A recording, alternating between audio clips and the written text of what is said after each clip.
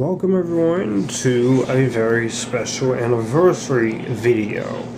Now, of course, this is a list that I have been holding off for at least since 3 years, since 2019. But I finally decided to sit here and finally give you guys the list that you've all been waiting for. Now, if you've been following this channel, I released a 3-part series of my top 100 favorite movies of all time on my birthday of last year. Earlier this year, you got the full Supercut edition of all 3 parts wrapped into one video.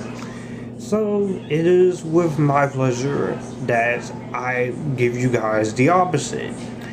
Now, this is going to be fun, so get your popcorn, get your drinks. We're going to be here for quite a while, even if it does take a few days to record this.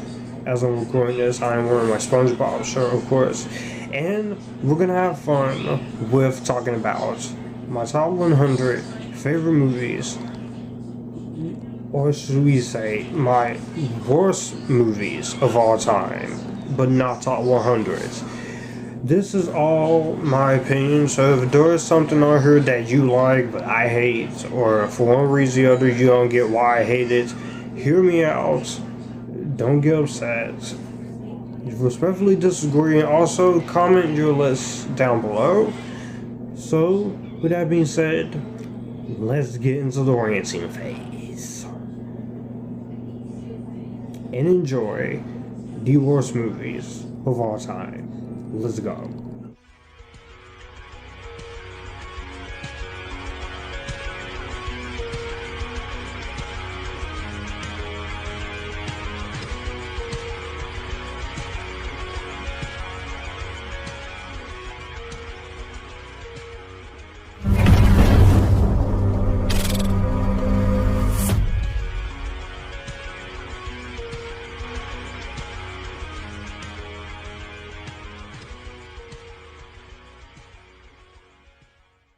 With any worst movies of all time list, you usually have your dishonorable mentions. There are 30 movies I've selected that are some of the bad of the bad, the worst of the worst, the most abominations against cinema, and this is going to be fun.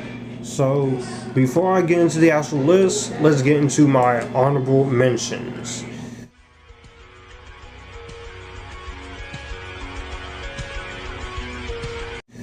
These are quite a few honorable mentions. We have the Twilight Saga New Moon, the most boring Twilight film, even though they are guilty pleasures. After We Collided, you get the award for the most offensive movie about a toxic relationship. The Butterfly Effect 2. The first Butterfly Effect movie is very underappreciated. I do like the third one, but this is just a poorly made sequel. Paranormal Activity: The Ghost Dimension. At this point, the Paranormal Activity series, especially with the recent ones, should have stayed completely gone. Batman 1966, the movie. I know a lot of Batman fans like this. I am not one of them, even though I can appreciate and enjoy the TV series with Adam West. This movie is just way too campy for me and reminds me of one movie on this worst movies of all time list that I dread the most. Slender Man. The most boring, dull, scary movie of 2018, based on Slender Man's mythology, and it sucked. 9 Lives. Really? All of the animated Titanic movies, yes, I watched those this summer. The less I say about those, the better. And the last honorable mention is Ghostbusters 2016. by the time you see this, Ghostbusters Afterlife will have already been out, and that would have been a much better movie than this. Anyways, let's get into the actual list.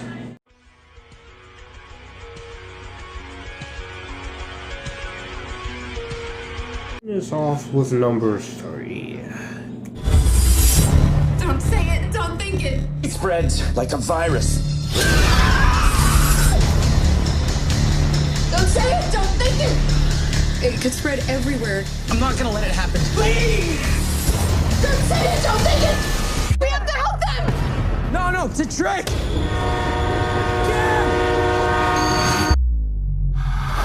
Don't say it, don't think it, don't say it, don't think it. I'm afraid of putting this into your head. Tell me. Bye, man. And number 30 is the most boring scary movie I saw back in 2017, and I just want to forget about this one. The Bye Bye Man. This movie, you can't even make fun. You can't even talk about it straightly without laughing. But not only The Bye Bye Man was 97 minutes or so of boring, but it was the most wasted idea for a horror movie, because when it starts out, it actually had some promise with this idea where you have this entity and you're not supposed to say it or don't think about it, and it actually had a creepy concept with it. The execution, however, which despite the director, may she rest in peace, Stacy Tidal, the execution and the way this movie is written is completely all over the place. You have characters in this movie who are some of the most cliched, boring, dull horror characters. I know every scary movie has this trope of dumb characters, but it really does show in this movie. None of the characters are likable. The movie is, of course, PG-13, so of course there's no blood. There's no creative kills. There's not even a sense of dread. It's just a bunch of jump scare galore. And not only that, you have quite possibly the most stupidest twist in this entire movie. And a lot of things was like, don't say it, don't think it. I'm just in there like, I don't care. That's how I felt when it comes to watching this movie back in 2017. It's 2021 now. This is my worst of list, and that still has not changed. The only good somewhat compliments I can give this movie is, of course, some of the actors are trying. Douglas Smith, Carrie-Anne Moss, and Faye Dunaway, even the main actress, Christina Burtis, and Doug Jones is at least trying to work with this makeup. And I will say, there is one scene that actually scared me, but other than that, The Bye Bye Man is just a very messy, boring, and dull scary movie that really does not do much for me, and it deserves to be at the bottom of this list.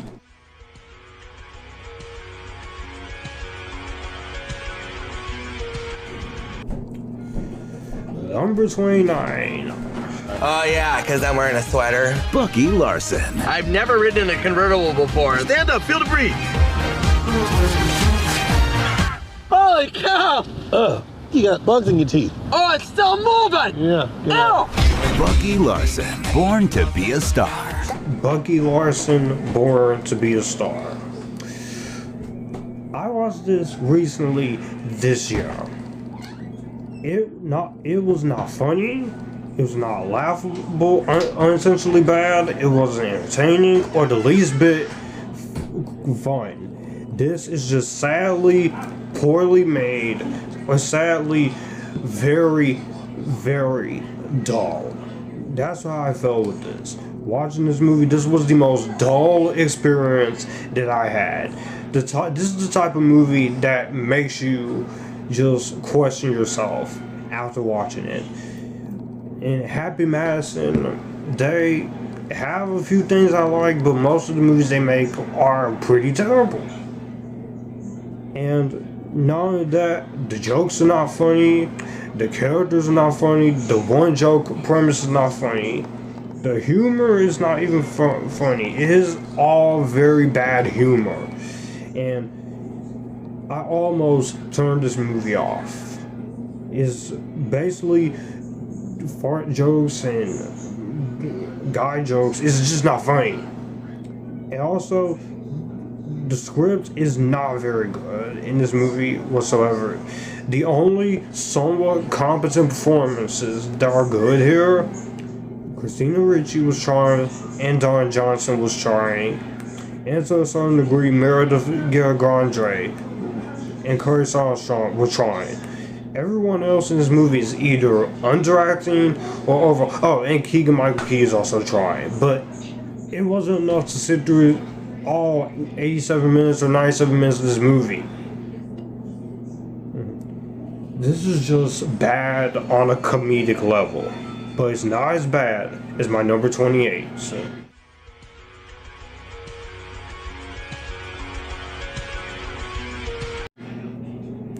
My number 28 is... This case, Her Majesty, would you mind if we had a picture together?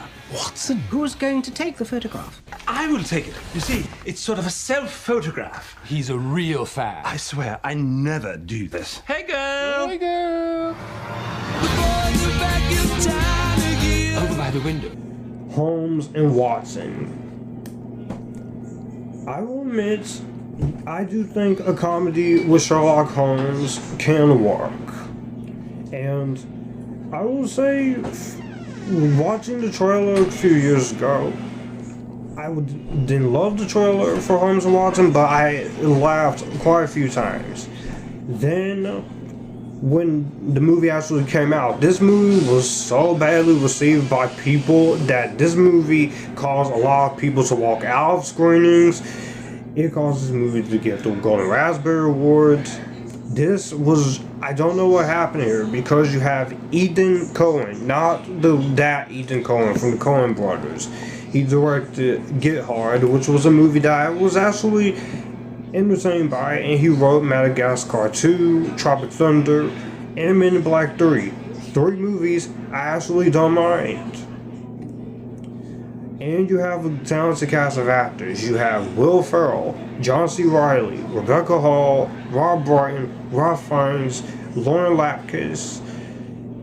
Just a very talented cast. This movie was not funny. It wasn't even the least bit coherent. The story is just sadly dull, and unfortunately the humor a lot of the time is just a bunch of screaming and yelling at each other. And a lot of the jokes in this movie fall flat. On top of that, this is easily the worst I've seen of John C. Reilly and Rebecca Hall, who are really trying in this movie. Will Ferrell, he's better than this. A lot of the humor they attempt to go with, a lot of the actors in this movie aren't even used. The villain's plan is not good. Nothing in this movie is entertaining, except for one scene I thought was actually funny. The production design, the costume design, and there is some good camera work is good. But everything else is a waste. And this is I saw this last year as a little bit of a bet I made with another YouTube friend. I will never watch this movie again. It's not funny, not entertaining, not creative. And that's all I have to say about this.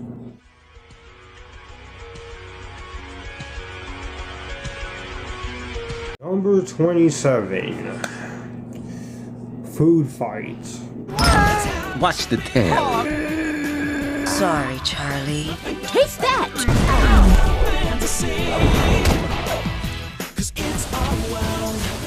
It's our world. It's my life. It's checkout time. Great idea! Foodfight. Yes, back in 2012, there was a movie an animated movie about food and it talks. I have one little clip to describe that. Based on that one little clip alone,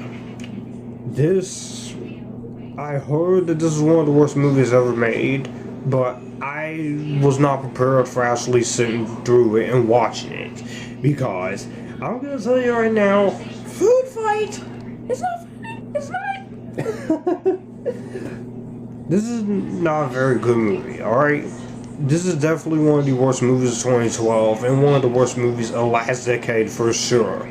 Everything about this movie fails. It's not funny.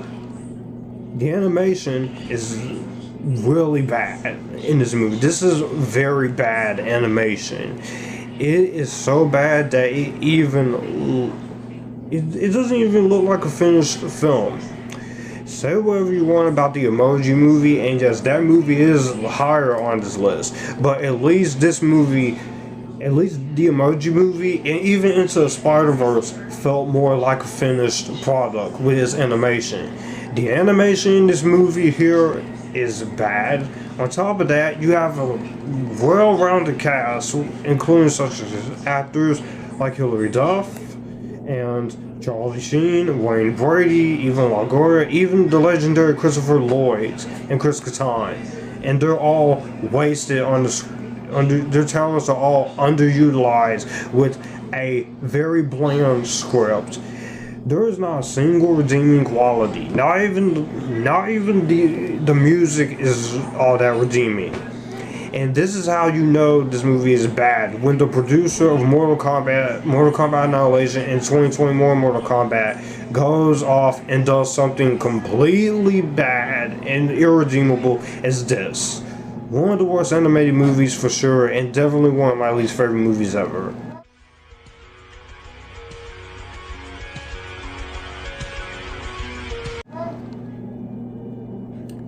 Number 26.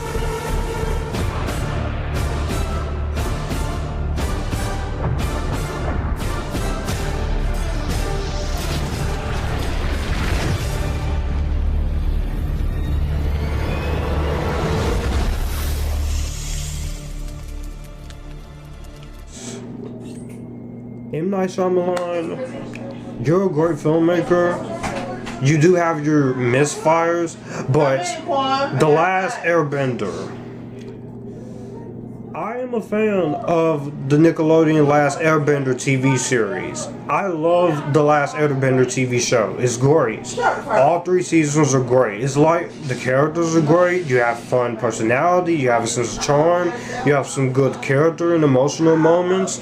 The characters like Aang and Zuko and Katara and Sokka and Uncle Iroh and Commander Zhao. A lot of the characters in this movie are fun. In the cartoon. And when I first saw this way back in 2010s, I remember actually really liking it. But since then, my taste has evolved in movies. I'm starting to choose a lot more movies I didn't think I would be into now.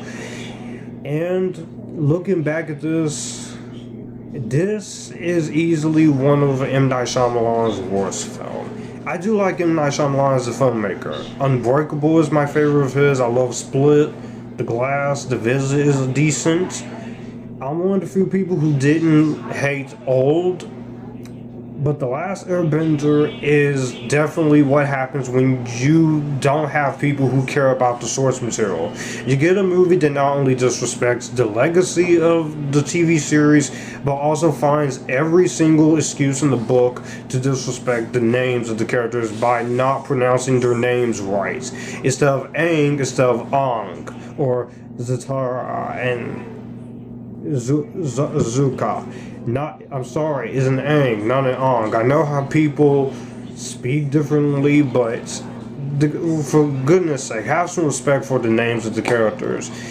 On top of that, this movie has some of the worst editing, some of the most boring dialogue, the worst characterization here. Everything here just feels completely rushed.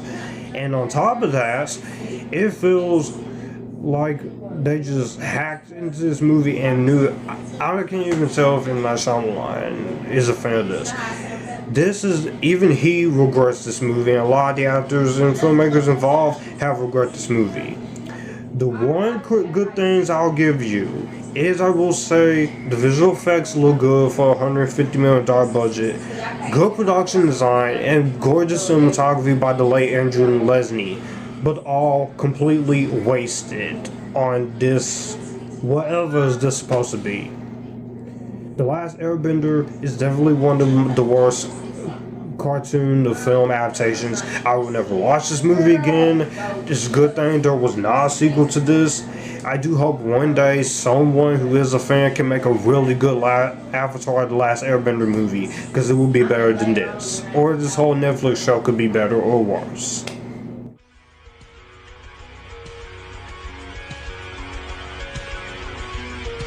Number 25, we have one of the most boring, unnecessary reboots I saw in 2019. Best and only hope.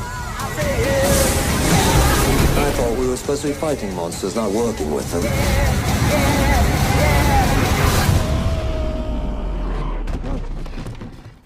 Who you calling monster, pal? You look in the mirror recently?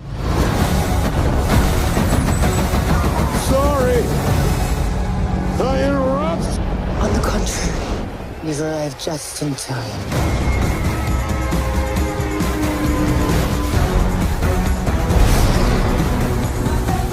And this was my second least favorite movie of that year. Hellboy 2019. I like the two Guillermo del Toro Hellboy movies. They're great. I think they're amazing. Very underappreciated comic book movies. Great style, great atmosphere. You have some great character development. You have some fun moments with Ron Perlman as Hellboy and Selma Blair and Abe Sapien.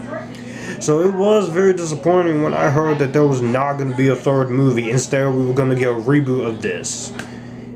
From the trailers, I didn't have that much enthusiasm, but I had at least a little bit of faith this would be decent. And this was way worse than what I thought it would be. This is a prime example of a movie that was hacked, that was edited down, that was studio mandated by the studio and the producers. Even so badly that this movie comes to a 2 hours and 2 minute mess of a film. The character development is bad, the direction is not even existent, because you couldn't even tell this is Neil Marshall because this was hacked by the studio. You have one of the worst villain performances and worst villains of all time, despite Mila Jovovich's best efforts. Also, this movie is so focused on world building that it forgets to be its own movie, setting up for more sequels and planting the seeds naturally. This is one of the worst movies of 2019. This is one of the worst reboots of all time. I will never watch this movie again because this movie is just bad to the Hellboy name. The only good things I can say about this movie, I did like the score, I did like the CG gore. Some of the cast is really trying to make this material work, and David Harbour and his makeup design as Hellboy is actually really good. Other than that, don't waste your time when it comes to Hellboy 2019.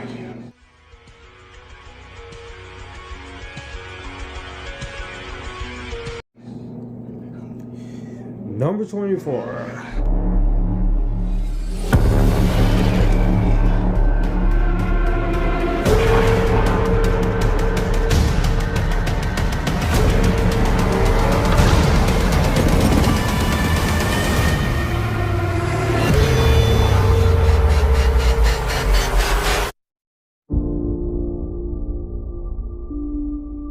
Transformers: The Last Knight. But I own Transformers: The Last Knight on Blu-ray just to complete that Transformers collection. I own it just to complete that collection. And I'm not going to get rid of it because I'm a completionist, and when you start something, you gotta finish it. I like the Transformers movies. I love the first three Transformers movies are good. They have their issues, but I enjoyed them for what they are. Age of Extinction was 3 hours of nearly 3 hours of the most all over the place story, but it still has some charm to it in the action scenes. Cut to this movie, and I will say this: if it had not been for Bumblebee the year after this in 2018, this movie would have killed my liking of the Transformers series, because this is easily not one of the worst movies that Michael Bay has done, but this is also the worst Transformers movie. The plot is all over the place with the King Arthur stuff and Cade and the whole thing with him being the last knight. You have this whole thing with this one female character played by Isabella Moner, and then this other thing involving Laura Haddock's character, I guess, which she's also beautiful in the movie, but she's also completely underutilized. This whole cast is underutilized in a 2 hour and 31 minute long film, where it is the most idiotic of the scripts, it is the most convoluted of the movies. Not on top of that, you have Optimus Prime. You have this idea with Optimus Prime, and you're gonna make him evil, and he is nowhere to be found in this movie until the very last half of the film.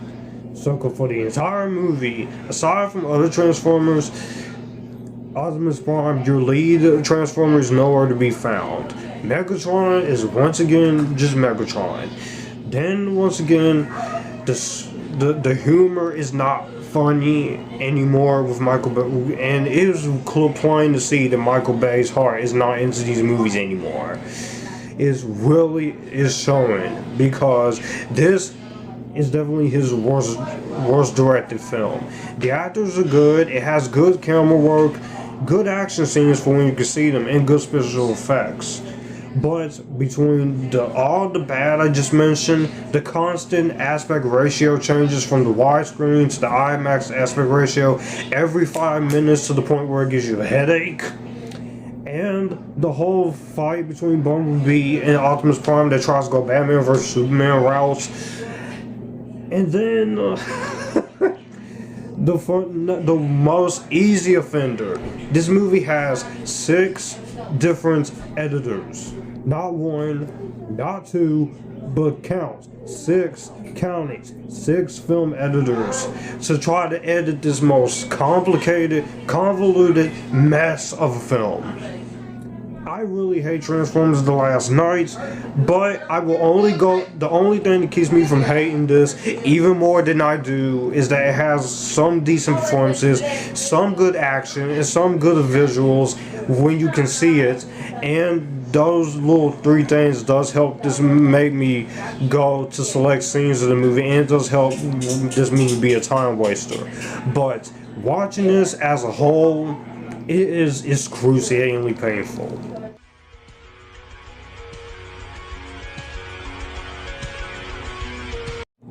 Number 23, yes, another Happy Madison movie, and this is a movie from 2012 that I remember. Ever since you showed up, Todsman, I feel like a different person. God, you all set, buddy? Please don't hit us. Please don't hit us. Here you go, big man. You all right, guy? That's my boy. That's my boy. Let's just get into it. When I first saw this, I kind of enjoyed it, knowing that how. But now looking back at this, I'm not gonna say too much about this one, because next year I do plan to review this for its 10-year anniversary. But I'm just gonna say right now, this is the worst Happy Madison production. Like, again, I like Adam Sandler in a lot of stuff. I like some of his comedies, like The Wedding Singer. I love his dramatic roles. I feel like he should have been nominated for Uncut Gems. But I don't know what he was thinking when he decided to write this. It's like, this movie is an hour and 56 minutes of nothing but the most stale, cliched, boring jokes. And not one of the jokes lands in this movie. On top of that, once again, this premise could have been something, but this is just another case where it's just not interesting. This is embarrassing of a comedy. This is not funny.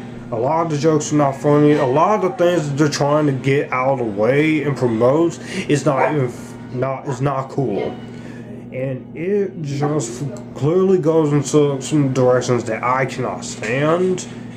Not on top of that, this is a waste of a pretty solid cast. Adam Sandler, Nick Swanson, Susan Sarandon, and her offspring, Eva Amari Martino. This is a waste of a cast. And even cameos that are not even worth it.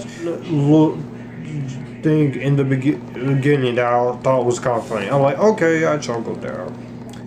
But other than that, this is not a very good movie. This is horrendous. One of the worst movies I've seen for sure. It is not funny. I don't even want to talk about this any longer. This is about Andy Samberg as a dude who finds out his father shows up at his wedding. All kinds of hijinks occur. His character trying to be a better dad. One of the worst I've seen. You have stuff with a high school teacher. His high school teacher gets pregnant, which I'm not making this up. This is the scenes in this movie. And then the scene with the school assembly. That's stupid! Use your common sense! Seriously, what the fuck are you doing? Oh, hell no! Say what? No, God! What? What the fuck? You bastard!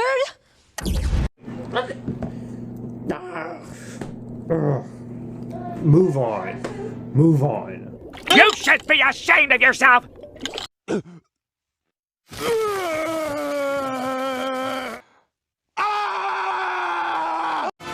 How many times do we have to teach you this lesson, old man?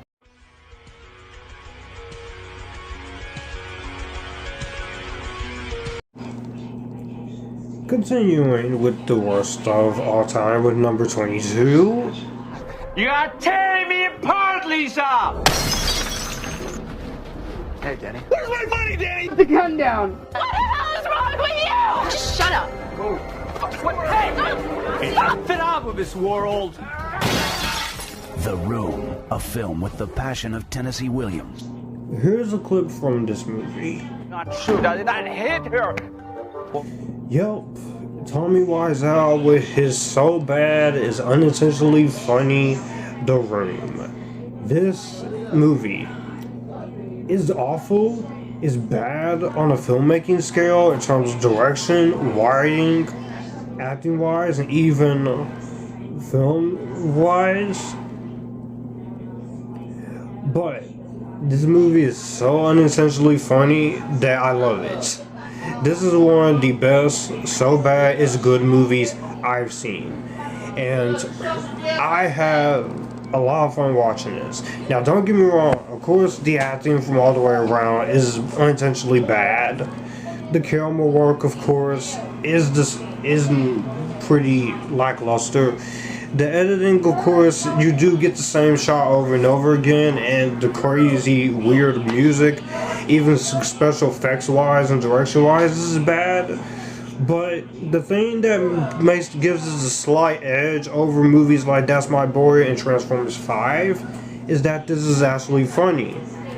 Bad. It's entertaining, it knows it's dumb, it's a bad movie, and it embraces it.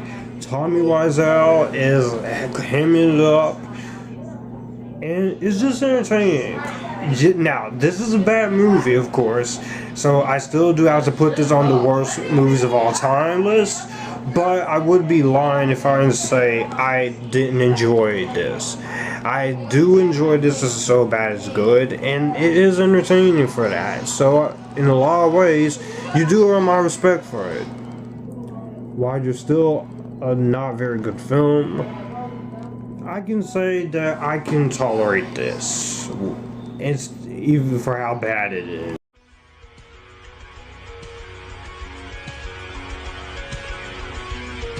Number 21. Another movie that I used to like back in the day. Otis as Otis the dog. Buckle up, baby! Son of the Mask. Son of the Mask. What happens when you take Cameron Diaz and Jim Carrey, as well as the director of this, they all say no back then, after the success of the first Mask? You get this very piss poor excuse for a sequel that is even worse than Dumb and Dumber. Now, to be fair, when my positives are still the same, I still think Jamie Kennedy is trying. He's at least trying the role for what he's given. And Kyle Penn, I will say, also does fine. And I do like Trailer Howard and Ben Stein, that little cameo. And I will say there is some good moments of promise here. Unfortunately, Son of the Mask, this is just a sequel that was not needed. Now, New Line Cinema should just scalp the project and just said no, let the project go after Jim Carrey and Cameron Diaz pass on it, because you're not going to top what the original movie did. And when I used to watch this, I would used to be in denial and say this isn't as bad as people made it out to be, but no. There are some good elements in here. Like I said, some of the acting is good. I like the soundtrack. It's very bright and good cinematography wise. And I will say there are two scenes in this movie that made me laugh, as well as the third scene. But other than that, this is just a sequel that did not need to happen. The CGI baby is very ridiculous. The writing and the dialogue and the little references this movie doesn't have to the original Mask is completely gone. Anything that made the first Mask at least special is traded for some weird Looney Tunes-esque movie that doesn't really fit the Mask series. And the biggest crime is that this has the worst portrayal of Loki that I've ever seen on a film. Alan Cummings, he's a great actor, but man, this was not a good look for him. Coming off years after X-Men 2, he should have just went and did X-Men 3 The Last Stand instead of this, because this was definitely not the best career choice for him. Again, he is hammy and over the top in some areas, but even then, he gets insanely over the top. And the late great Bob Hoskins definitely underutilized here. So I have no more to say with some of the Mask. Just pass. Okay, just pass on it. If you like the movie, that's fine. More power to you. I will not take that away from you. But this is just something that did not need to happen.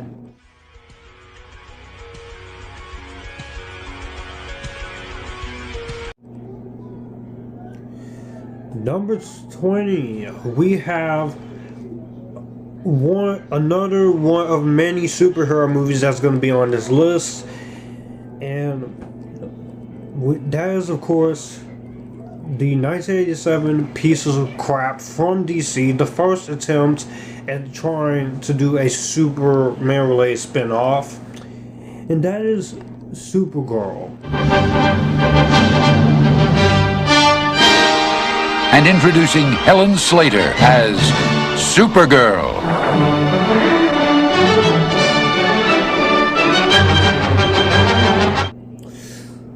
Oh, this movie, Supergirl. Now, supposedly, I've heard movies like Steel with Shaquille O'Neal is worse than this. And technically, this is technically the worst female-led superhero movie from back in the day and in general. The thing that makes this movie so unbearable and so irritating to watch is the fact that this doesn't even feel like a Supergirl movie. Granted, the tone is very light. You have Jerry Goldsmith's score, and I will say one of the only few redeeming qualities about this movie is Helen Slater is trying. And the production design is good. I think Helen Slater does a good job in Supergirl. I definitely prefer Melissa Benoist to Supergirl, and I'm very curious to see what Sasha Calle is going to do as Supergirl in the Flash movie next year. But beyond that, with those small little positives, is not enough to save this movie from the stupid, ridiculous bullshit that this is. First off, this movie tries way too hard to be like the Superman movies, which at the time, while they were doing this, Christopher Reeve was asked to make a cameo in this, and he said no. And the only good thing to come out of this was the fact that you had Jimmy Olsen. That's another good thing I'll give. But other than that, this movie, horrible CGI that looks very horrendous, very bad, especially for 1987. Some very bad acting and over-the-top acting, and this is coming from actors like Faye Dunaway, and Peter O'Toole, who, granted, they do the best they can for what they're given, but the script does not give them any favors. Also, another offense of this movie of the matter, this is boring, very boring. Nothing in this movie works. Nothing in this movie happens. It feels like just a random series of events. And just the boyfriend in the movie is not cool. The scuzzy Nakatomi executive, the traumatic events. And not only that, this is far from being a Supergirl film. This movie is not very intense. It's very slow. This is past as a superhero movie. I know this was made back in the 80s and DC and Marvel were not getting up to it. But, and also the plot of this movie is boring. The story is dull. And the worst case offender, this movie is just another example of how this movie, why most female-led superhero movies up until now are hated. This definitely is not woke or anything, but this is definitely boring, and there is no fun here. And this movie, it feels like you just went straight to the Phantom Zone.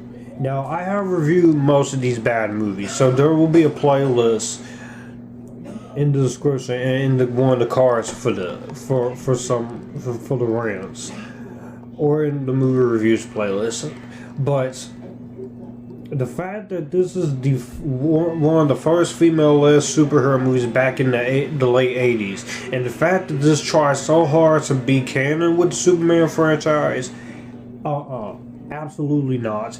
I'm hoping in this decade, one day, with Sasha Calle really be the new Supergirl movie that we've all been waiting for, and I'm hoping it's a lot better than this. The TV show may have some problems, but at the very least it still feels like Supergirl to a certain extent, despite everything, the good, the bad, and ugly of each season. But beyond that, this is a mess. It's not worth it. It's not worth your time. Now, suppose that there is another cut of this movie that is a little bit better, so I will have to look into that and see if I like it more or like it less. But for now, Supergirl, 1984, you're staying just right here at number 20. No more jiggery pokery!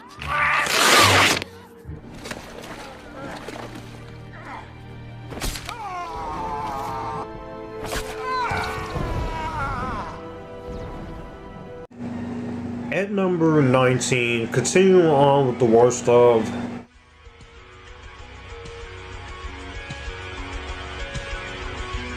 young, beautiful females.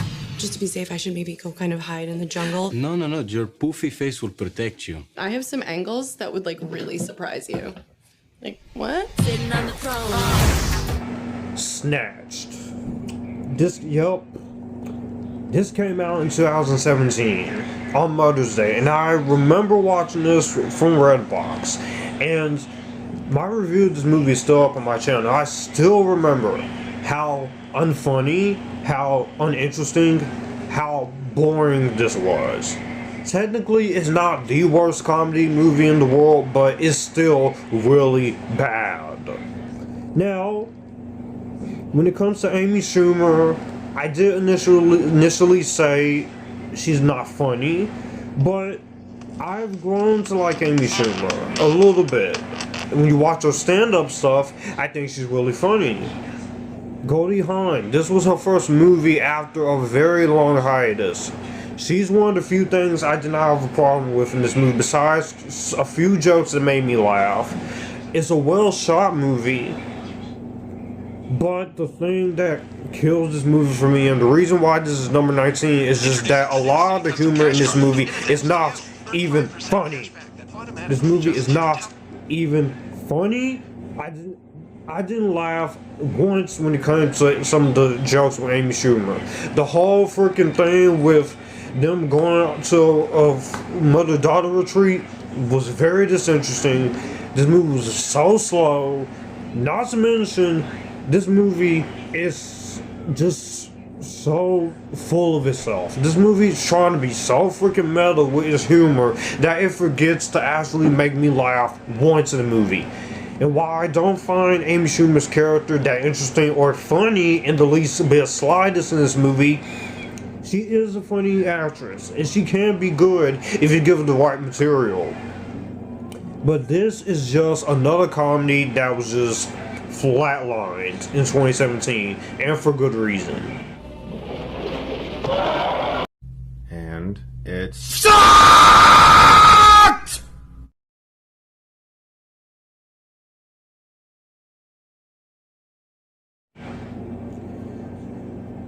Number 18. Ho, ho, ho, bitch. You messed with the wrong sisters.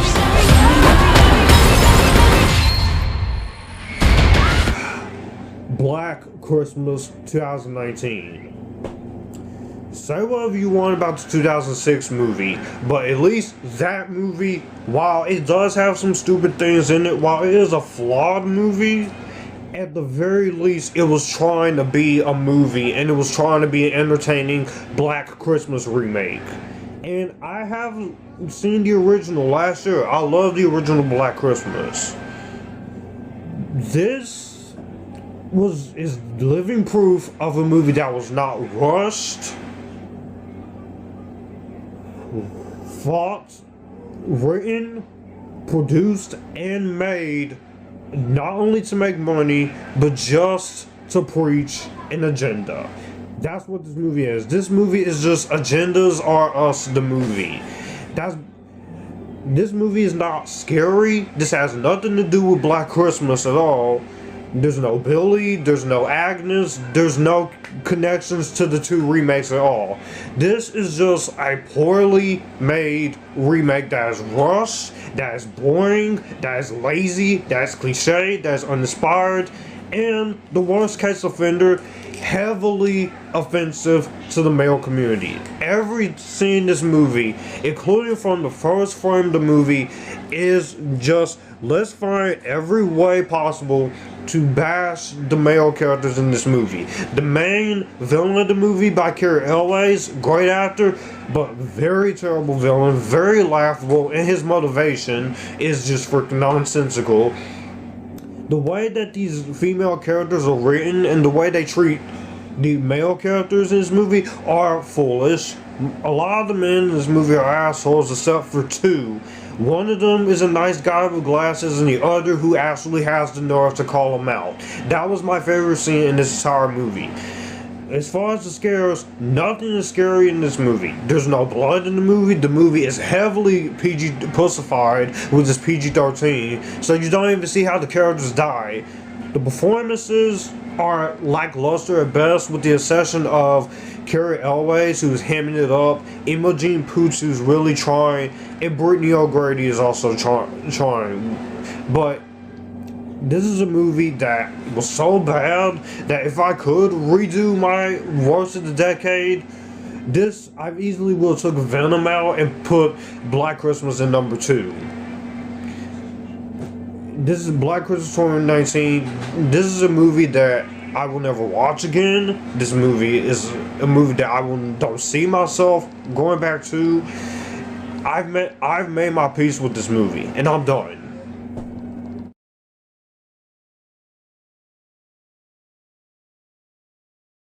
Number 17, Hangman. Ma'am, slow down. Ma'am, slow down. Calm down. Ma'am, can you hear me? Ma'am.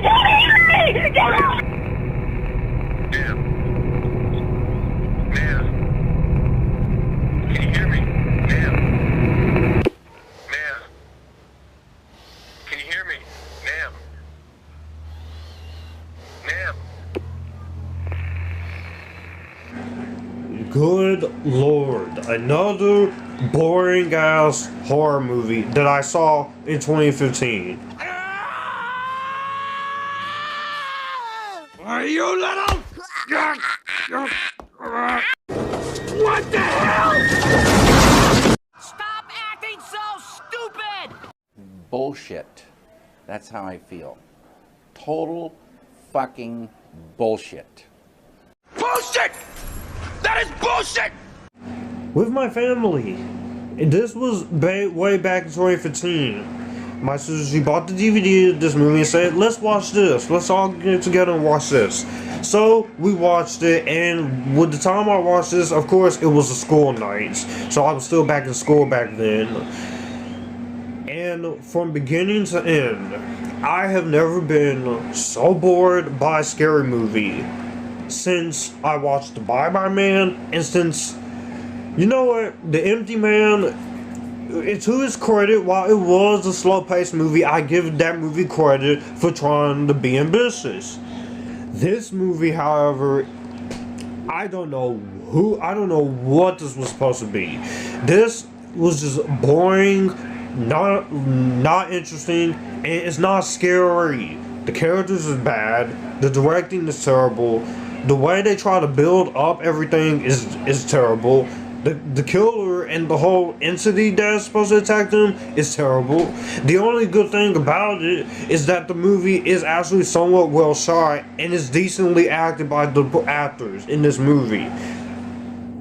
The problem is, however, you can have some decent enough performances by Jeremy Sisto, Kate Ashfield, Ty and Ryan Simpkins, and Amy Smart all you want. The problem is, this movie is not cut right. This is on Tubi and Pluto and Peacock. This is not worth your 8 hour and 25 minutes. This was an hour and 25 minutes that I would never get back. Movie again, I will never even see this movie. If I do review this movie for Halloween next year, it's gonna be a rant. Because obviously, I'm sitting here trashing the movie right now.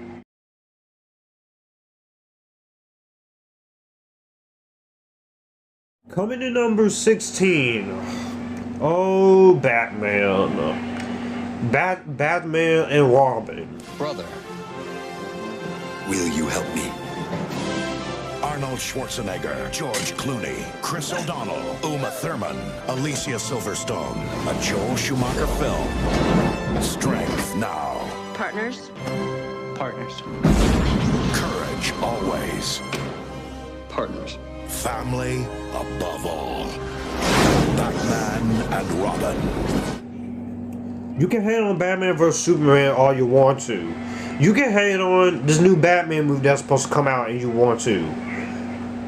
I may not like the Batman 1966 movie with Adam West, and I do have some appreciation for that TV show, but of the bad Batman movies, this easily takes the cake. Because this movie is so bad that it damn near killed the Batman franchise. And it took us until 2005 to get the Dark Knight trilogy.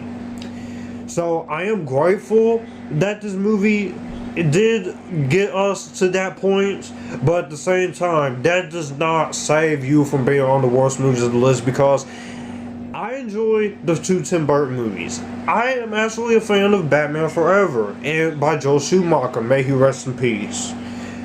And when I first saw Batman and Robin as a kid, I loved it. I was a kid, of course, I didn't know any better. But when you really look at this movie, this is a movie that was only made just to sell toys. And even the filmmakers, even George Clooney has came out and said that this movie sucks. There's a reason why he is proclaimed as the worst Batman portrayal and the worst Bruce Wayne portrayal, because he's not trying. And George Clooney is a great actor. I love George Clooney. He's a phenomenal actor. A lot of actors in this movie are underutilized. Chris O'Donnell as Robin, he is completely whiny and completely annoying in this movie compared to the last movie. Arnold Schwarzenegger is Mr. Freeze. I love Arnold Schwarzenegger, he's a legend, but he is so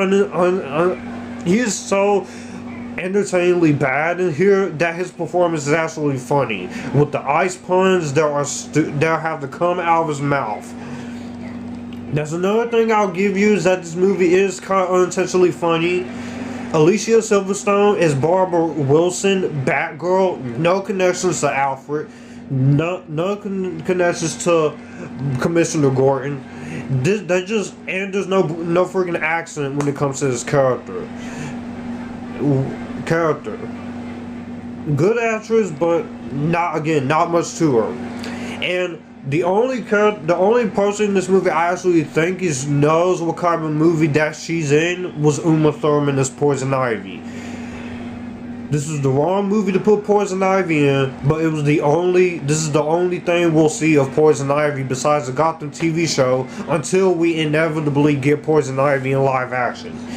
And what they do to Bane in this movie is completely unforgivable.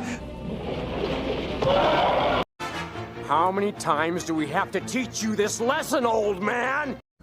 You bastard! What?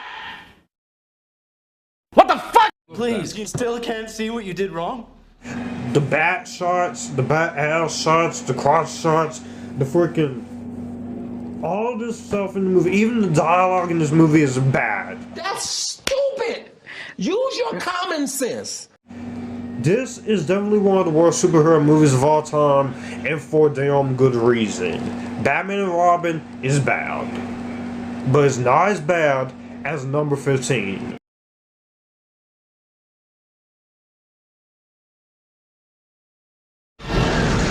You know you're a workaholic. Why don't you stop and smell the roses, huh?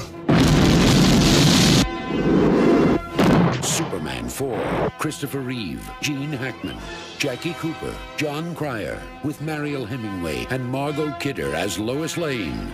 Superman 4, his most important adventure, the quest for peace. Superman 4, The Quest for Peace. The last Christopher Reeve Superman movie. Now, to tell you the truth, I am a fan of Superman. I'm a fan of Superman. I love the first two Richard Donner Superman movies. I actually have some appreciation for Superman Returns. As far as Henry Cavill's Superman, I like his take. And I don't mind Superman and Lois the show. I actually didn't hate it. Superman 3, I may still have some problems with that movie, but I've actually kind of grown to appreciate it now.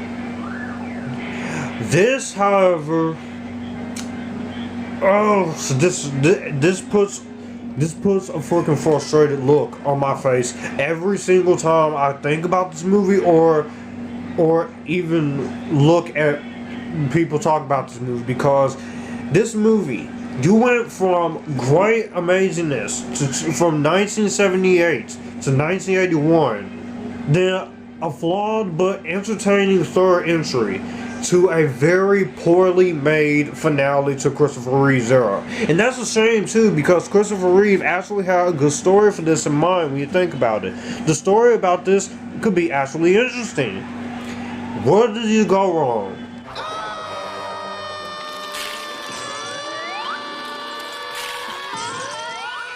You slash the budget in half, you take Superman from the Salkinds to the canon, slash the budget in half, have terrible CGI effects, terrible action scenes, very bad direction, very poor wooden performances from most of this cast, and on top of that, Nuclear Man. One of the worst. He's not even a freaking Superman villain. This is just a villain that they just came up with writing the script. I don't feel like talking about Superman 4 again. If you want to know my thoughts on Superman 4, go watch my video review on the channel. I don't feel like talking about this movie again. I don't feel like talking about this movie.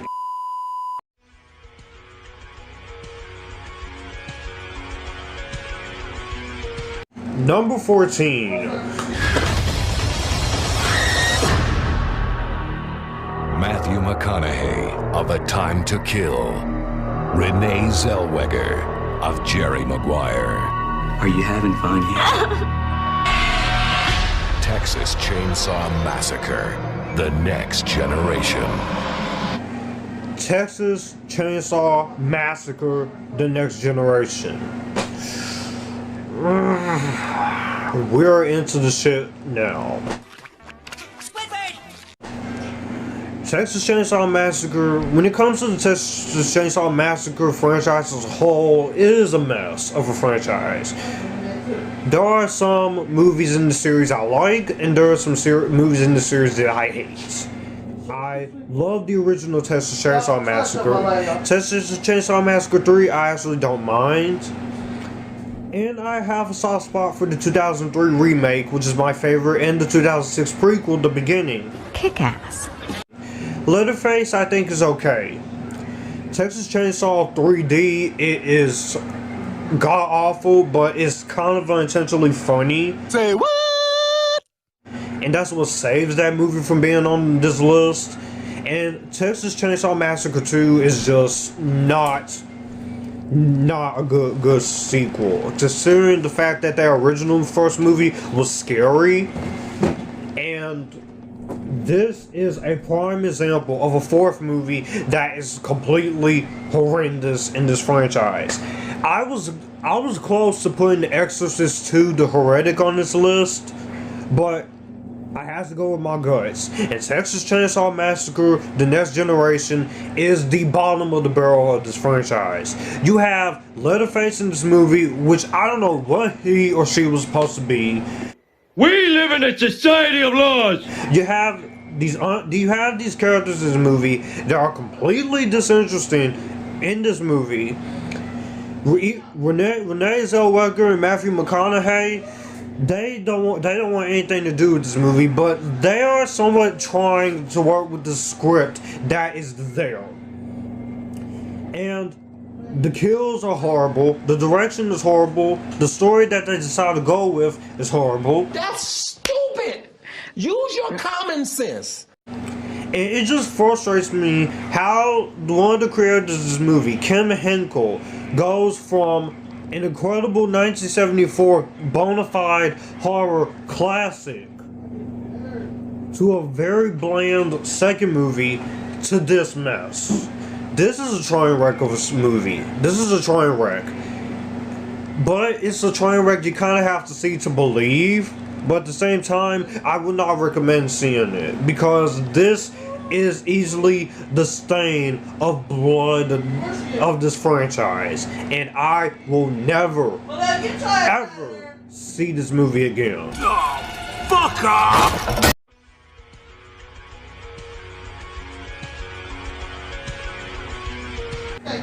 Number 13. Cats the movie.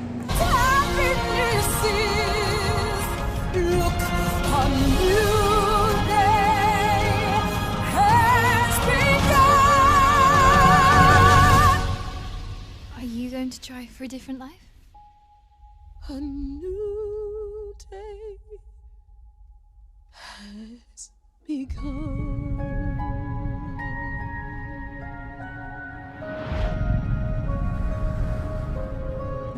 I hate this movie. I pretty much said what I had to say about this movie on my worst of 2019. So what I'm about to say here is kind of repeating that. Now, granted, when this was getting ready to come out, I was actually one of those few people who went into it with an open mindset. Yes, the effects didn't look complete, but I was saying maybe they're gonna finish it in time for the movie. Maybe it will be fixed by when the movie is released. And then I saw the movie. Seriously, what the fuck are you doing? Carve the fuck up! What? What the fuck? Bullshit! That is bullshit! And I hated it. And the effects were even 1,000 times worse. It is baffling to me how this Cats movie turned out, because when you actually look at this actually has some potential to be another great Oscar-worthy winning musical. You have a competent director in Tom Hooper, who directed Les Miserables, or Les Miserables, however you want to say it. Feel free to say it. And you actually have a somewhat competent, consistent cast. You have Judi Dench, Idris Elba, Jennifer Hudson, Ian McKellen, Rebel Wilson, first-time actors Francesca Hayward and Jason Derulo. You have Taylor Swift. And what could go wrong? Basically everything went wrong with this movie. This movie is basically the most craziest acid trip of a cat movie you could see. The songs in this movie is basically an anchor for this movie, because this movie doesn't really have that much of a plot. But then again, the musical adaptation didn't have much of a plot. And this movie was so bad that even the musician and the creator of this Broadway play, Andrew Lloyd Webber, who created The Phantom of the Opera, he basically went on record and said this movie was bad. Yeah, I know the director was trying to fix this movie with the effects by the time this movie and re-release it, but it doesn't even matter if you re-release the movie, because the effects in this movie still look pretty damn bad, especially for the cat suits that they were and the motion capture that is presented. It doesn't even feel like they're cats, they're more like human cats. This would have worked better either as two things.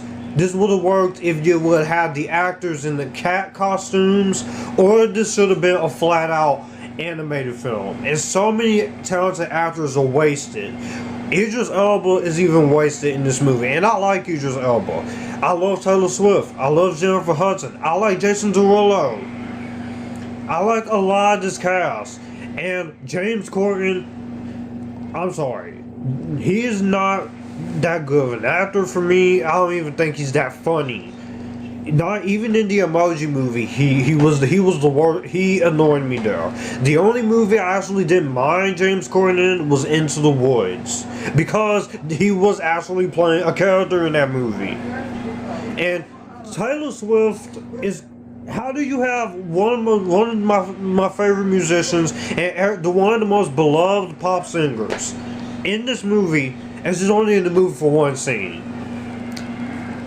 Good on you, Universal.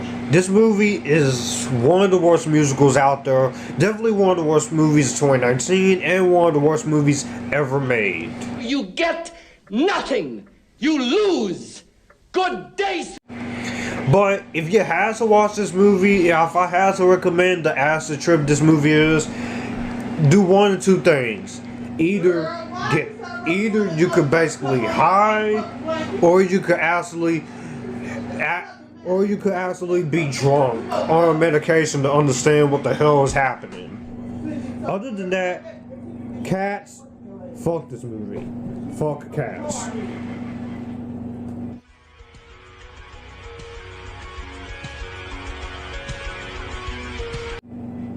Number 12. Will begin.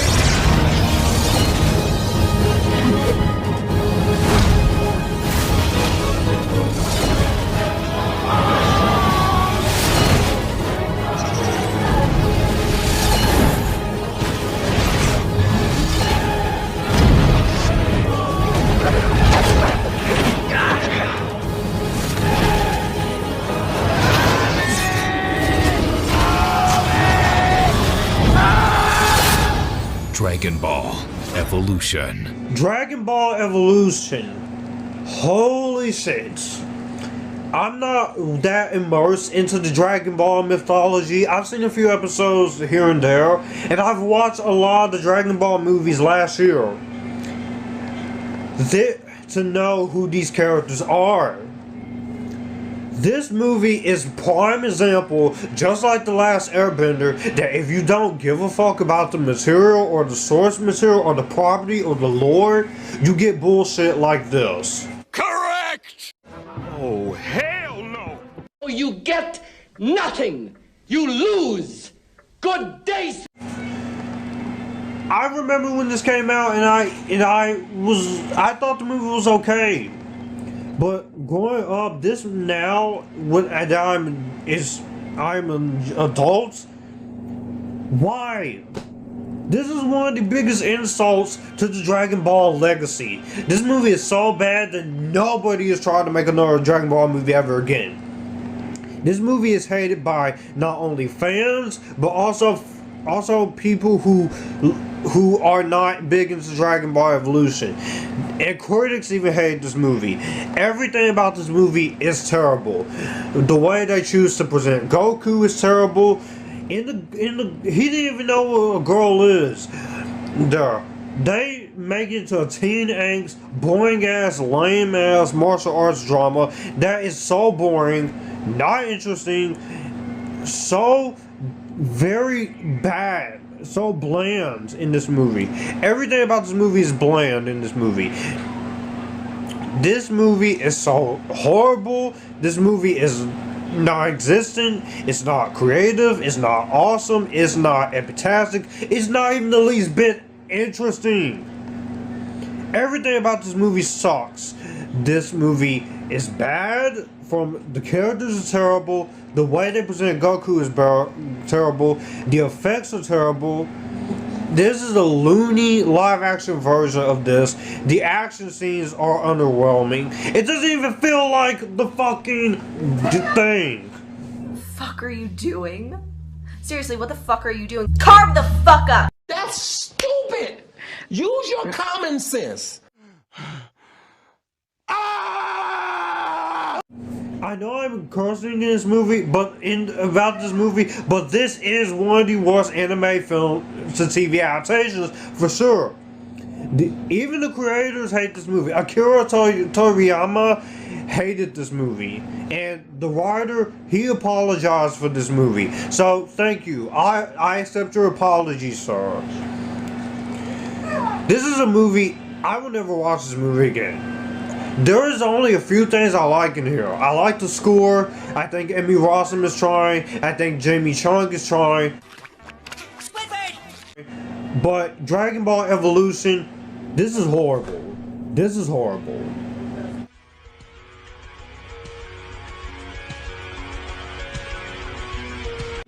At number 11, another boring movie. And this is a Marvel movie.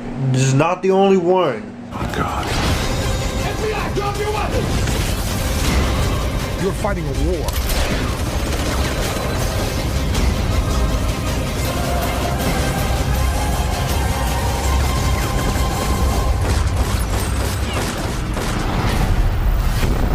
Punisher, Warzone. See you in hell. Punisher Warzone. Punisher Warzone. I like the 2004 Punisher movie. I love that film. I think that movie is underrated. That movie is good. and I loved the TV show with John Bernthal. So when the first Punisher came out, I was like, okay, where's the next one?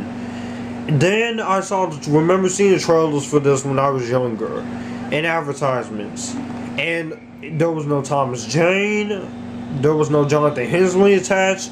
This was just, I don't know what this was supposed to be. This is more of a mess of a Punisher movie. This is definitely the worst Punisher movie. If I had to try and give this movie any credibility, I could say that the action is chaotic. The blood, for as overly cartoonish as this movie is, and for the blood that's there, I will say this: I do like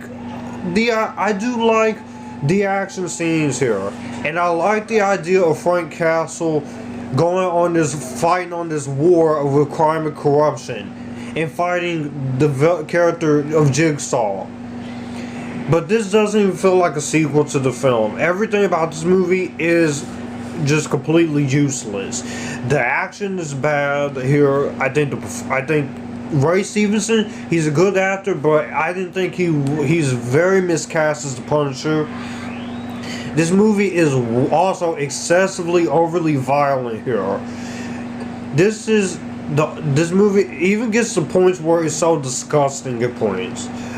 And even that, this movie is not even, this movie is so nonsensical that it is basically a shadow of its former self.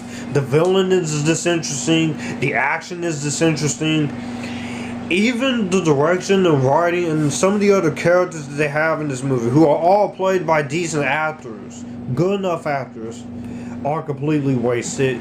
You have a villain in here that is very disappointing. Julie Benz is a good actress, but she's also wasted here. This is just, if you wanted to do another Punisher movie, this should have been a sequel to the original. But this is a bland mess of a Punisher sequel. This movie sucks. This movie sucks. Move on.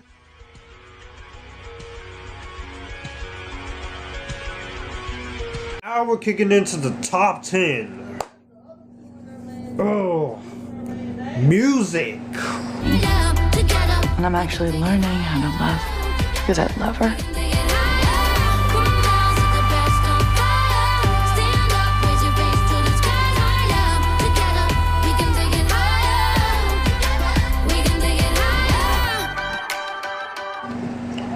My God. Sia, once again, you're a great singer-songwriter, but you are a freaking terrible writer and a freaking terrible director. This is, without doubt, one of the worst films I've ever seen, and this is the most offensive portrayal to autism I have ever seen. You bastard! What? What the fuck? How many times do we have to teach you this lesson, old man? You should be ashamed of yourself!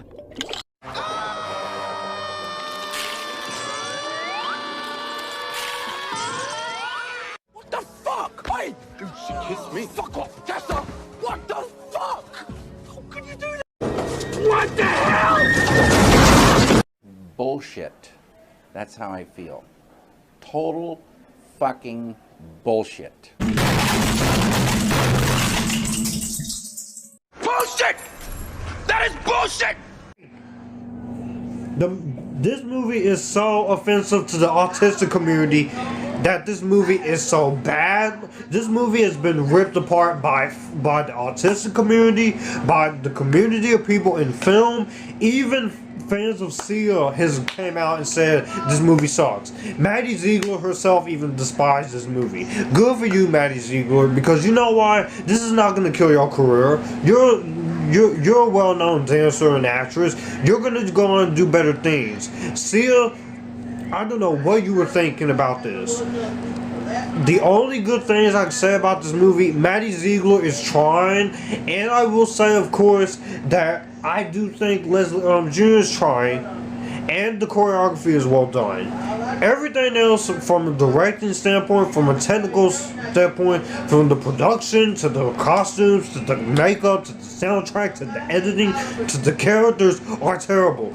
Kate Hudson is one great actress, but she is one of the most unbearable characters I have seen in a fucking movie like this. I hate this movie with every fiber in my being. If you already haven't seen my review or my worst movies of 2021, I hate this movie.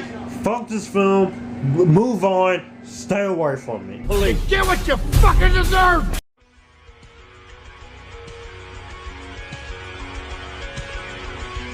Now let's get into the top 9 movies on my worst of that I dread the most.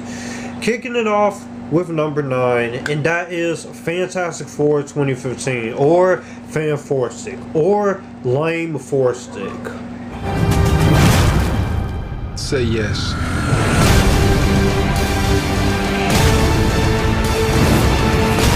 This is the end of your world, and the beginning of mine. He's stronger than any of us. He's not stronger than all of us.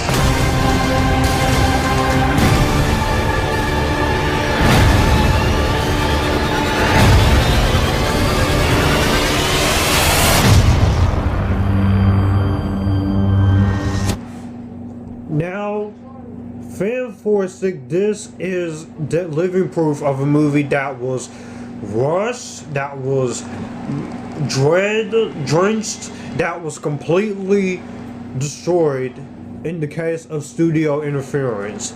Not only that, the studio and the filmmakers not seeing eye to eye on this project. Now, I didn't know much about this production history that was going on until after the movie came out. And then there was a lot of articles about how Fox went in and cut this movie down to the runtime it was, how they slashed the budget in half, forcing Josh Trank having to remove multiple action scenes that he wanted, how they wanted to be more like the darkened series, Amazing Spider-Man series, and also with that, locking Josh Trank out of the editing room, and then Josh Trank and his problems with the studio and production making the movie, and then that would be a fascinating documentary film to watch. Kick-ass. And to know what went wrong during the production of the movie. And even when the movie came out and it opened to bad reviews and to the first opening week where it bombed, the director of this movie actually came out and tweeted that this movie sucked, that his original cut was different from the cut that we got. Lord knows that we will ever get that cut one day, but Fan-Four-Stick as it stands, this is without doubt the worst Marvel movie, and this is without doubt the worst Fantastic Four movie. You can hate on the two Tim Story Fantastic Four movies as long as you want. Those movies are cheesy. They do have their problems, and they do have some stupid things in there. But at the very least, I felt like those movies got the tone right. Trying to respect the characters. While they did screw up with Dr. Doom, they were at least trying to make him an attempt to do something with him. And at the very least, it wasn't boring. And at the very least, it was treating the Fantastic Four like a family. These are the first family of comics. And when you try, and this is just living proof that it's time for the Marvel Cinematic Universe to do them justice. And I'm glad we're going to get Fantastic Four done justice in the MCU. I'm very happy we're getting it. Because if this didn't happen with the MCU taking back the Fantastic Four and the X-Men, we would be stuck with boring sequels to this and more X-Men Dark Phoenix crap that I don't really care much about. Fan-Four-Stick is a mess of a movie. Now, I don't fully blame Josh Trank for this, because he did what he was only doing the job, and I do feel bad for him that he has to have this movie stuck to his name and the immense pressure of this movie stuck to his namesake. But Mainly also with that Fox just coming in with just the editing is bad, the pacing of the movie sucks, no likable characters, the character development isn't there, the tone is very serious, there's no humor, there's no sense of energy, there's no fun, and the worst offense, there's not a lot of action in this movie. There is not a lot of action in this film. This movie is completely devoid of action until the last half of the movie. Even that action isn't that great. The performances, a lot of these actors are trying, but the script does not do them any favors, especially with Kate Mara and the crazy looking wig she has. Not even Michael B. Jordan has that much to do. Luckily, they did get some redemption, and Michael B. Jordan did get Black Panther in 2018. So, but other than that, Fantastic, this is a waste of a potential of a movie that could have actually been the first legit great Fantastic Four movie. But until that MCU Fantastic Four movie, at least we have the first movie in Rise of the Silver Surfer.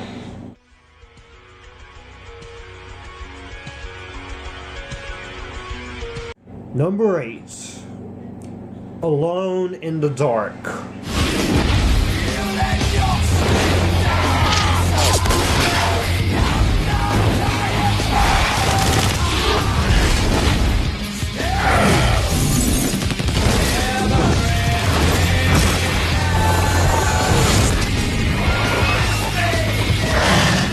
Alone in the Dark. Uwe Boll is one of the worst filmmakers out there, and movies like this proves why. He is known for taking video games, and making them into very bad-like movies. He did this with House of the Dead, and then he strikes again with this Tour in the Wind. He is not a very good filmmaker at all. The only few good movies I actually don't mind of his was in The Name of the King, and also one movie and a few other movies in between, but he's basically he's announced he's returning to filmmaking last year, but I'm like, oh no. This is a filmmaker, he is not that great of a filmmaker. All of his movies are critical and commercial failures. Alone in the Dark, this is living proof of one of the worst examples of a movie that is very bad. This is an adaptation of the Alone in the Dark video game, and this movie is horrible. The action is horrible. The way that he shoots the horror scenes and the way this movie is shot is bad.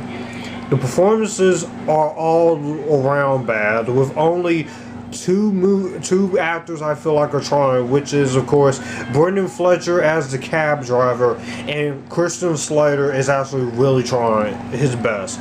And Stephen Dorff, one of the worst performances I've ever seen of him. You are made of stupid. This is one of the worst things I've ever seen for sure. It is bad. This is embarrassing. This is one of the most boring excuses for a movie like this. And Uwe Boll, this is a good thing he's not really doing movies that much anymore, because he is one of the worst filmmakers. And after seeing every single Uwe Boll film, it's just bad on top of bad on top of bad on top of bad. Wow. Alone in the Dark, just no, absolutely not. Move on.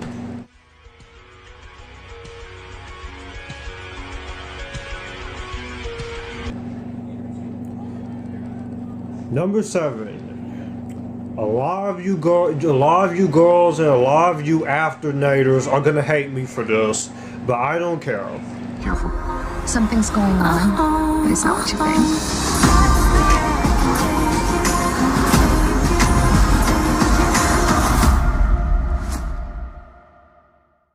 My number 7 is After.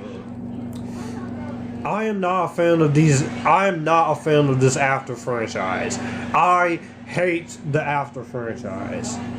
The same way people hate the 50 Shades of Grey series, this is more like my alternative to those movies.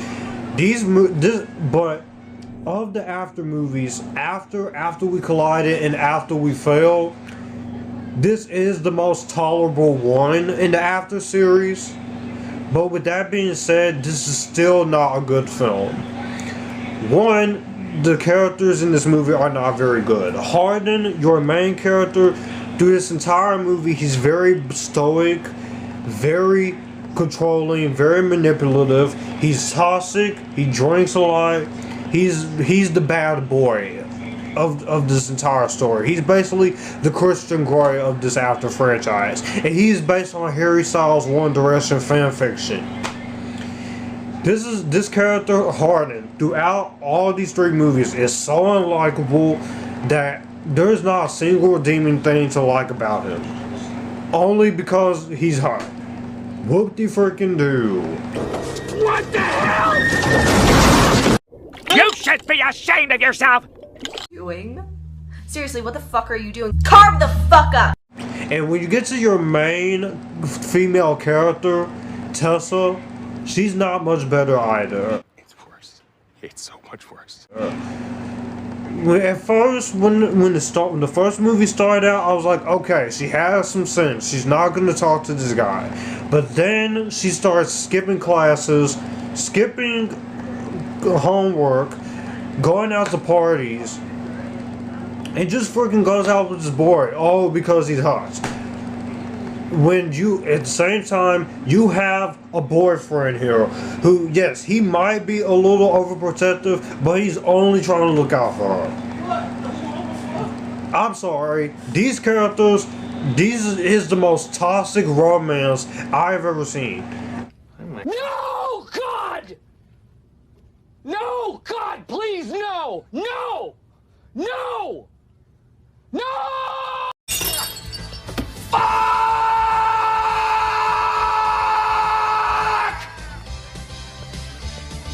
That's stupid! Use your common sense. Starting to piss me off. You're starting to piss me off! I hate this romance. Yes, this is the most tolerable one. It's beautifully shot. You have great production design.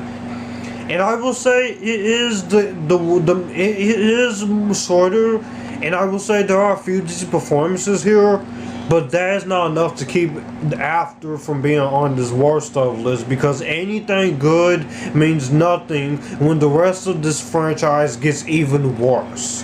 And when I get to the last After movie next year, After Ever Happy, I will be free of this franchise. I will be free. I am done with this franchise after the 4th movie. Done.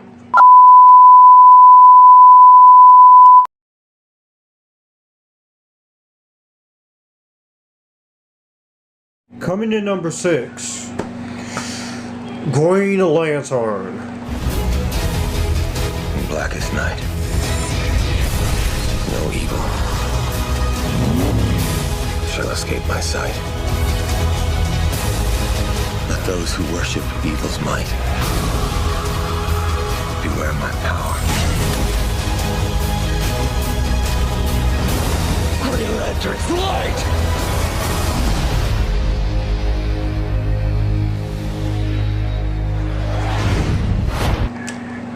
I told you, people who like this movie, I told you this would be on this list.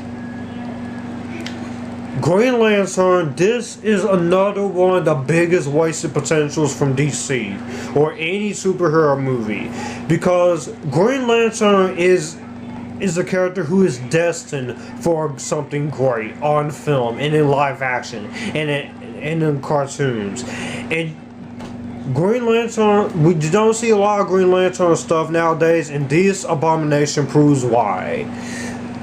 Now, to be fair, when this movie came out, this was another movie I had the case of, I was excited to see, and I actually really liked it. I actually really loved Green Lantern back then. But over the years, I kept telling myself, Josh, you know this movie's not good. Then I finally rewatched it and reviewed it back in 2017, and I was correct. This is one of the worst superhero movies of all time. This is DC's worst comic book movie ever, right next to Batman and Robin. And this is the biggest bore fest of a Green Lantern movie. The entire movie, nothing happens. This is an hour and 54 minutes of just boredom. You gotta be fucking kidding me. You want to watch a better Green Lantern movie? Go watch Green Lantern Arrow Knights or Green Lantern First Flight. That's how you do it right. Or the Green Lantern cartoons. And I hope with the HBO Max show that it does not hurt the reputation that Green Lantern has even more. People complain about Superman not getting enough love, and to tell you that, I do agree with that to some extent. But Green Lantern is also one of those characters who desperately deserves a second chance, and I really want to see Green Lantern back on screen somehow. But if it's anything like this, then no. The directing is bad, considering the fact this is Martin Campbell, who directed 2 great 007 films, 2 of my favorites, Casino Royale being my favorite. He also directed The Protege, The Mask of Zorro, and The Legend of Zorro. You have a great cast in here, like Ryan Reynolds and Blake Lively, which that's one other thing I can say is that this movie did get them together. This movie also finds a way to have a lot of other actors like Michael Clark Duncan, Clancy Brown, Mr. Krabs, Jeffrey Rush, Peter Sarsgaard, Angela Bassett is even underutilized, Jenna Craig, Tamara Morrison, Mark Strong, Tim Robbins, Peter Sarsgaard, even Taika Waititi himself is underutilized. What? What the fuck? You are made of stupid. What the hell? This is one of the biggest wastes of a cast. The effects are terrible, especially a Green Lantern suits.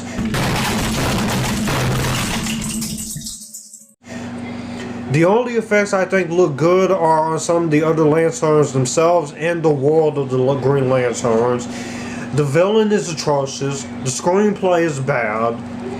This movie is a flat-out disaster, and I'm not going to fully blame Martin Campbell for this, because most of them does have to do with Warner Brothers. But this movie is just absolutely dreadful, absolutely awful, and to a certain extent, not very well done. This movie is awful. I will never watch this movie again. Please let Green Lantern Corps be good so we can get another Green Lantern movie. Please, I'm begging you.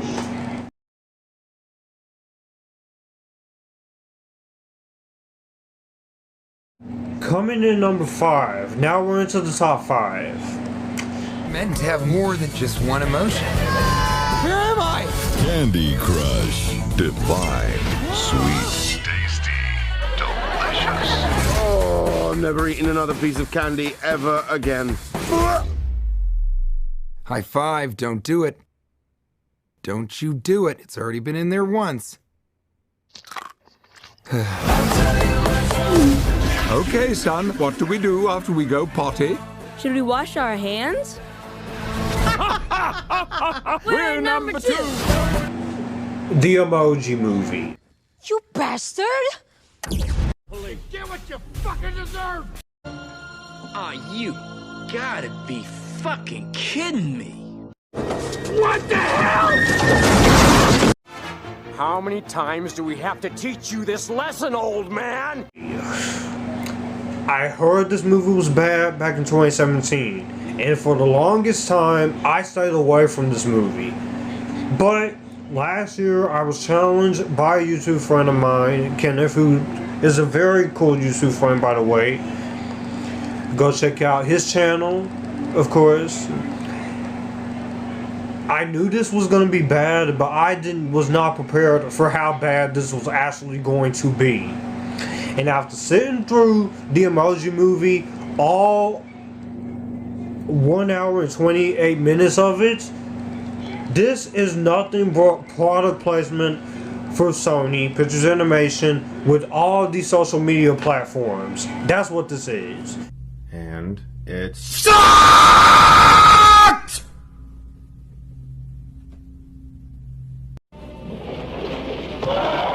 Stop acting so stupid!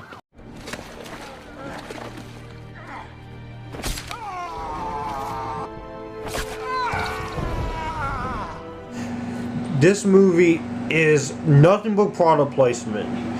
It is offensively bad. It is awful. The characters are bad. I may hate Foodfight even more, but the one thing that this movie does have over Foodfight is the animation is actually really good, and some of the voice acting is good.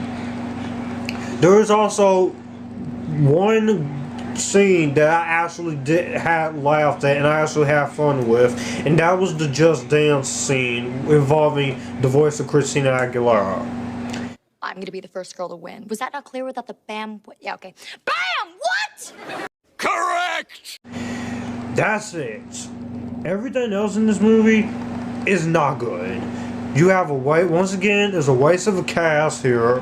TJ Miller, funny guy, but he is really trying to make this material work, and he just couldn't.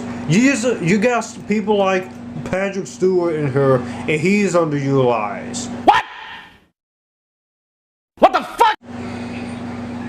The animation is bad. The characterization is horrendous. Not to mention, a lot of the freaking product placement is not even funny. A lot of the comedy isn't funny. There is a scene in this movie involving Candy Crush, and that was kind of my breaking point. I was almost about to rage quit as watching this movie last year, but I did it so I could review it and so I could say I watched it. Thank goodness that Sony redeemed themselves with Spider-Man Into the Spider-Verse. Because if that movie was bad too, that would have been on the worst of all time too. But the Emoji Movie, as it stands, this is awful.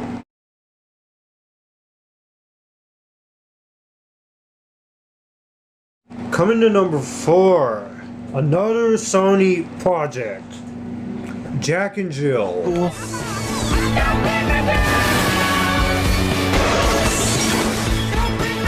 Adam Sandler is. Your sister and I grew up on the same streets. When I look at her, I see me. When I look at her, I see me too. Jack and Jill.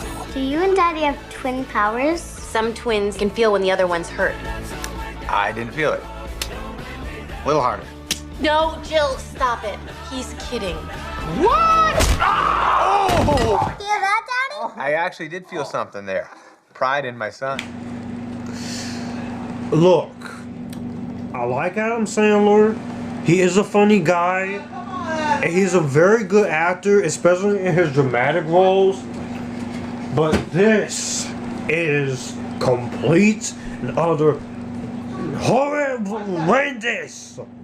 Jack and Jill is, without a doubt, one of the worst Happy Madison comedies, one of the most unfunny comedies I have ever seen. Adam Sandler in this movie, granted, when he's playing himself, he is trying, but when he gets to the Jill part of things... What are you doing? What the fuck are you doing? Seriously, what the fuck are you doing? Carve the fuck up! Oh my goodness, I have not been so annoyed by a character like this in a comedy. It takes a lot to make me annoyed with an annoying character in a comedy like this, and Jill is the primary example. The comedy between Jack and Jill is not funny, it's fart jokes. Most of the jokes in this movie are not funny. You have a waste of good actors here like Katie Holmes and Georgina Derbez and Tim Meadows, Nick Swartzen, and Dana Carvey and David Spade. Even the legendary Al Pacino, Tony Montana himself, Michael Corleone. Granted, his scene I think is actually very cool. The Doug Cacino, that's actually very cool. Even Shaq and Johnny Depp are wasted in here. This movie is unfunny, is stupid, is lazy. I will never watch this again.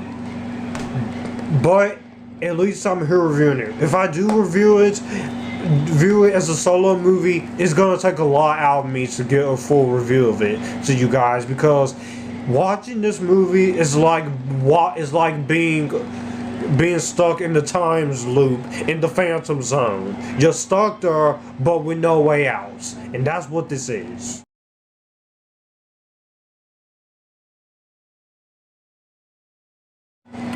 Number 3, Battlefield Earth.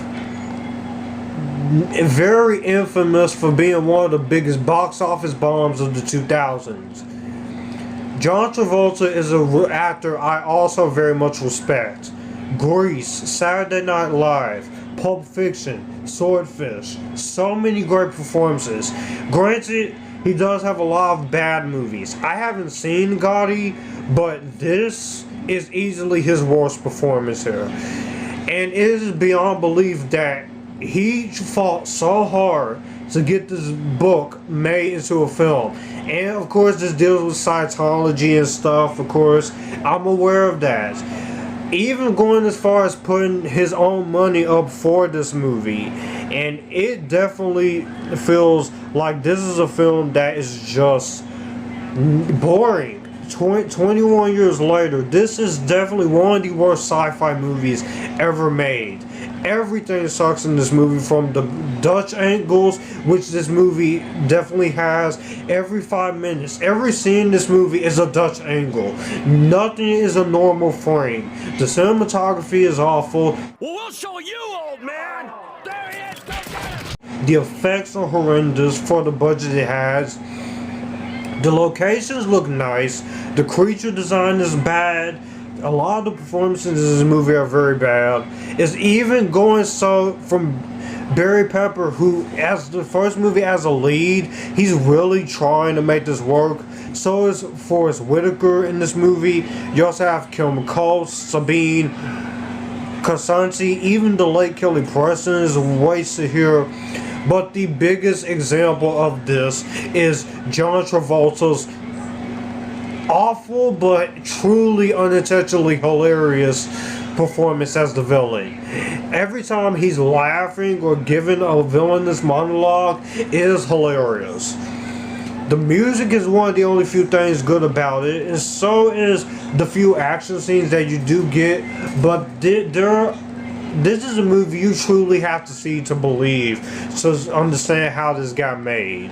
And it is a good thing that a movie like this hasn't even been made again. But this movie is just so many Dutch angles. Damn, this movie is bad. Dutch angle transition. Dutch angle transition. Not to mention the editing is bad. Battlefield Earth is awful and is number 3 for a reason.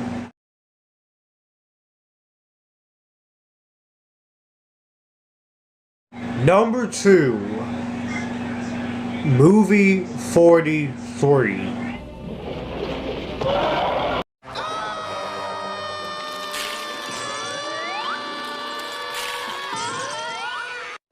Oh, hell no!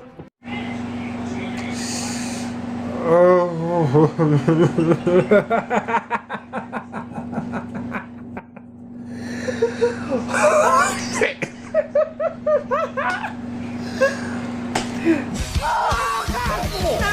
can't believe you sucked off that hobo for magic beans. He was a wizard. This is fucked up. Talk about an unfunny mess. This is, without doubt, this, I don't even know what this is supposed to be. A comedy? No more jiggery-pokery! No, God! No, God, please, no! No! What the fuck? Hey! You should kiss me. Fuck off, Tessa! What the fuck? How could you do that? has so many freaking people attached to it. Even people who has tried desperately to get in and out of this movie. This is one of the worst things ever. It's one of the worst comedies ever. Not a single skit or single joke makes me laugh. You have one joke involving Hugh Jackman where he has balls on his neck. You have poop jokes in here. You have a freaking joke with this one character falling for Chloe Grace Moretz. It's not funny. This one thing with Halle Berry is not funny. This movie's just not funny. And it took so many writers and directors 4 years to make this movie because the actors had other contract obligations. This has to be a favor for somebody. You have an insanely talented cast here. Hugh Jackman, Kate Winslet, Anna Faris, Chris Pratt, Richard Gere, Halle Berry, Stephen Merchant, Gerard Butler, Sean William Scott. Aw, you gotta be fucking kidding me. Johnny Knoxville, Emma Stone, Uma Thurman, Elizabeth Banks, Naomi Watts, Kristen Bell, Peter Griffin himself, Seth MacFarlane. What the hell? I can explain. Dennis Quaid, Greg Kinnear, Common, Chloe Grace Moretz, Liev Schreiber, Kieran Culkin, Kate Bosworth, Katrina Bowden, Jason Sudeikis, a lot of well-known actors, Emily Allen Lind, even directors like James Gunn attached to this, which this is one. I'm not going to blame James Gunn for this, because this is basically a favor for somebody. Oh, hell no!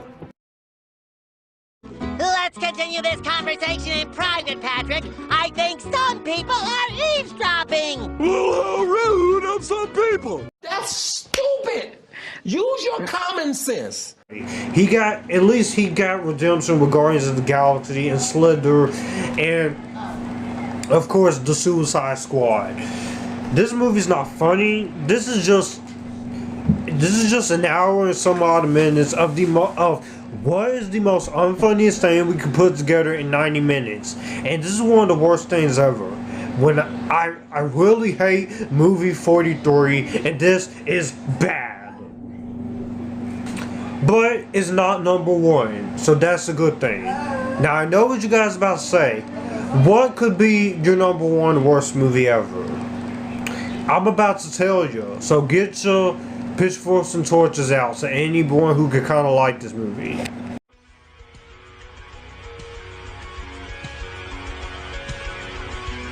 My number one worst movie of all time. It is the movie that I've mentioned the most in some of my rants. It is the one movie I hate the most. It is the movie that offends me the most. And this is the most insulting sequel and the most insulting piece of shit that I saw in 2011. And that is Mean Girls 2. Totally worth it.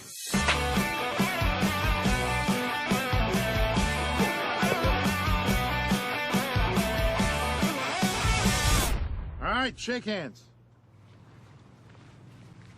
Okay then. Mean Girls 2. Own it on DVD February 2011.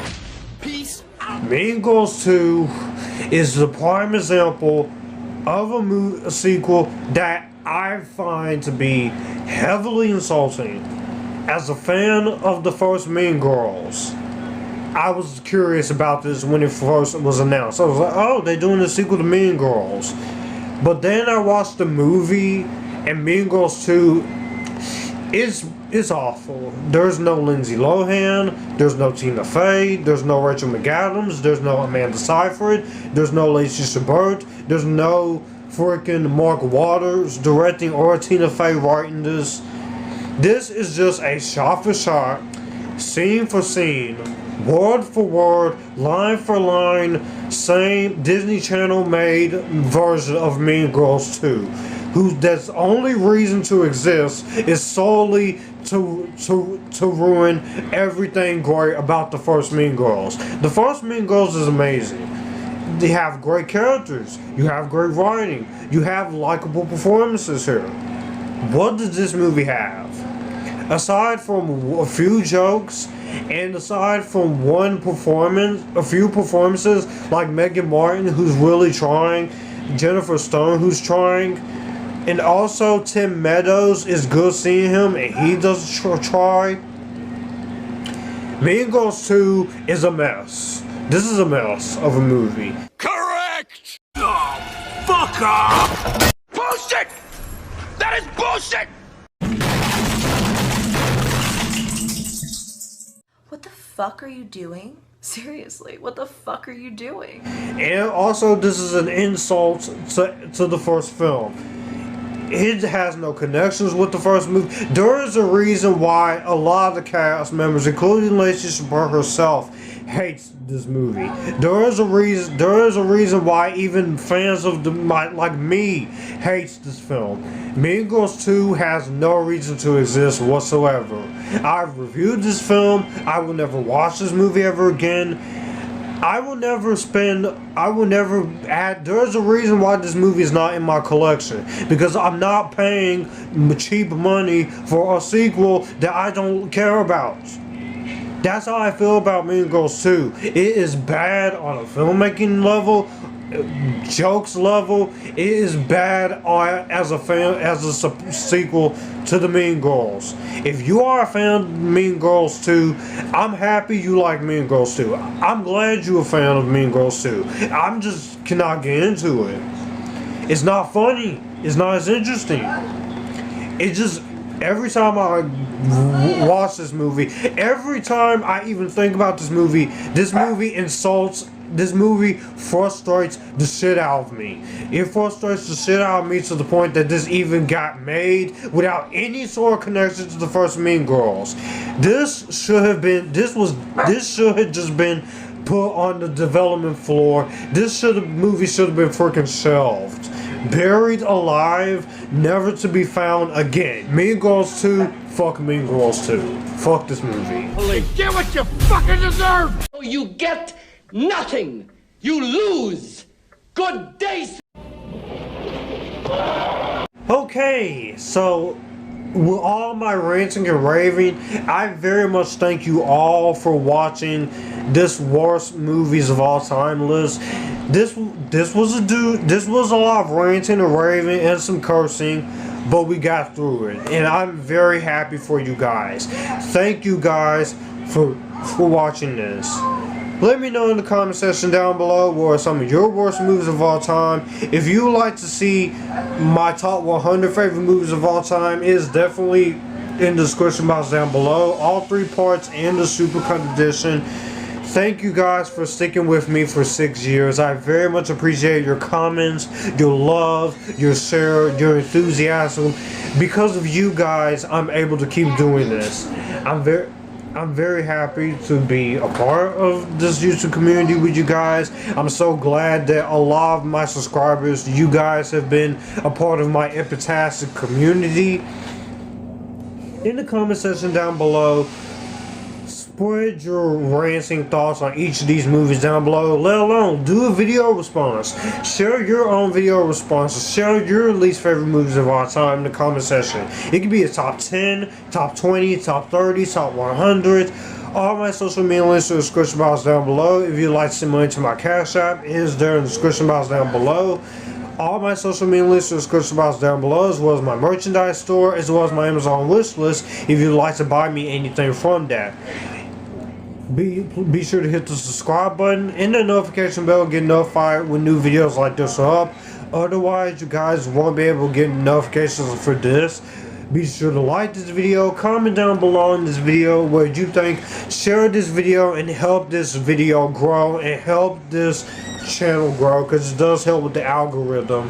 And as always, you guys keep it cool, join the Epictasticness, and with that being said, happy 6-year anniversary. So future filmmaker 3940 reviews and 6 years of Epictasticness. I love you guys so much.